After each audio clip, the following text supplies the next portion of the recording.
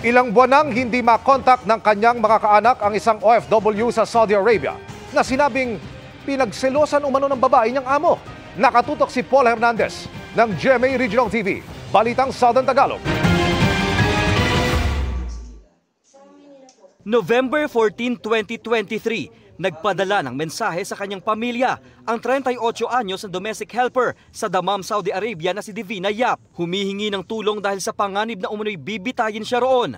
Naikwento raw noon ni Divina na pinagseselosan siya ng babaeng amo. Sabi ng kapatid ko, parang nagsiselos daw kasi nga binibigay sa kanya ng rekta ng lalaki yung pagkain. Hindi dinadaan sa asawa kasi nga tulog pa yung asawa. Pag nadating, baka yun ang kinagagalit ng babae. Mula noon, wala na raw silang narinig mula kay Divina at hindi na rin daw siya makontak. Ang huling nalaman nila, isinama daw siya ng kanyang amo sa Mecca. Magbabakasyon lang daw po sa ina ng babae ng 2 weeks.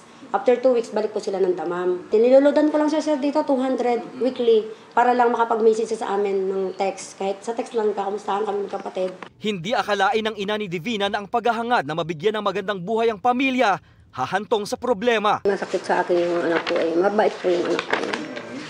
Masipag po at mabait yun, magalang. Para isipan na sa akin, ang isip ko, parang hindi sa makanagpunta eh. Parang nilito na yung anak ko.